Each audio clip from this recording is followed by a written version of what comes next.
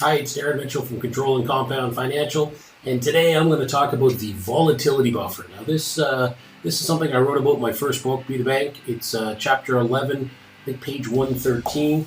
I get a lot of questions on the volatility buffer, and people ask me how it works and any other examples. So I thought today I'd just kind of go through it and really show you how impactful volatility is in your retirement.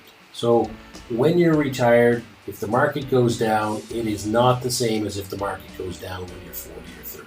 If you're 30 years old and the market goes down and you don't sell and it comes back, no big deal, you get lots of time.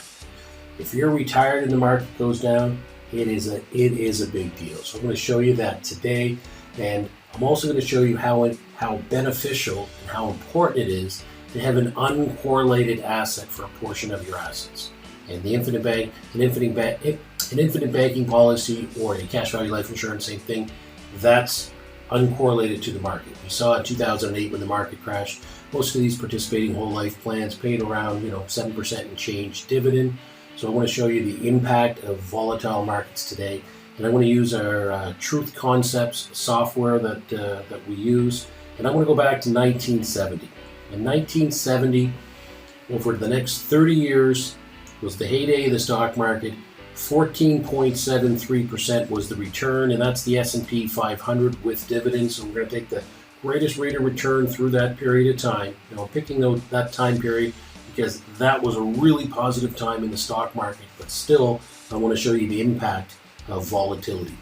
So over that 30-year period, we can see it averaged 14.73, but for those who've read the book, average versus actual is a different thing. So I want to take the actual rates of return each and every year here, copy this, and now I want to go and I want to pretend this person retired in 1970. So for this part of the presentation, I want you to forget about infinite banking, forget about cash value, forget about death benefit. This is just purely stock market. This person had $1 million. Let's say they sold their real estate portfolio and they were sitting on $1 million and they said, I'm going to retire and I'm going to put that $1 million in the stock market. Okay, so nothing to do with infinite banking here, the first part. So the $1 million goes in the stock market. Now this person, had a crystal ball and said, well, I know the next 30 years is going to average 14.73. So I want to put my money in the market. And then each year I'm going to take this green $100,000 a year out. So every year this person's taking $100,000 out. You can see here by the end of 1975, they had almost $1.3 million. Now this is the perfect retirement. No stress, no worries. China, Russia, who cares? This person's not stressed about anything. They're just chilling, spending their $100,000 a year. And we can go down through the 30 years here. This person continues to take out $100,000, so they end up taking $3 million over the 30-year period. And look at this. They leave a legacy of $14 million behind. What an incredible retirement. Couldn't be more ideal. Only problem is it's fake. We don't get the average return. We get the actual return. So let me plug in the actual returns here instead of the average. So I'm going to cut and paste. Now, look at this. 1973, they have $1 million. 1975, they have $500,000. They lost half their money in 2 years. Now they're 5 years in retirement and half their money is gone.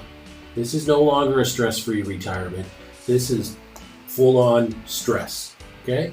This person is now very concerned about running out of money. Now, hopefully, this person was good to his kids, because come 1983, he has to move in with them. In 1983, minus $57,000. Think about that. Without the volatility, it was $14 million they were leaving behind, spending the $100,000 a year. Now, 13 years into retirement, they're completely out of money. That's how impactful volatility can be. Okay? Now, why did this happen? Well, it wasn't just the down market. It was the fact that he withdrew from the down market. If you have a stock at $10 and it goes to $5 and then back to 10, well, as long as you didn't sell, you get your money back. But if it goes down to 5 and you sell, well, that's a different story. So in retirement, people need money each and every year.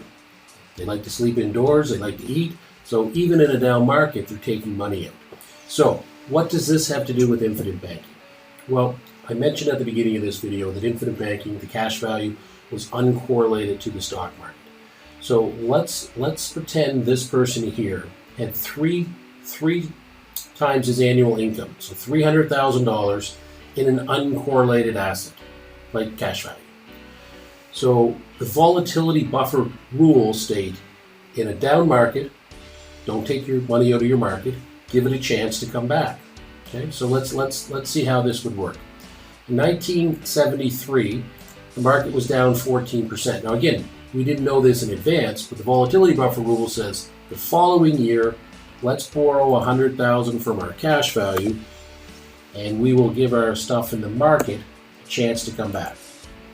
Okay, so we did that in 1974, but then we lost money in 1974 as well. The market's down again, so we'll do it again. Borrow $100,000 from our cash value, give that stock market stuff a chance to come back. We'll do it one more year. We lost money in 77, so in 78, we're going to borrow from our cash value. So just those 3 years, 3 years we access money from an uncorrelated asset. Now what happens? We go back to taking $100,000 out each and every year. That money lasts the full 30 years, and now we have $2 million as a legacy to leave to the next generation. That's how important it is to have an uncorrelated asset. Unfortunately, many Canadians get to retirement where all their money, all their eggs are in that one basket, the stock market. Very important to diversify. Hope you enjoyed the video. Please like, subscribe, and share.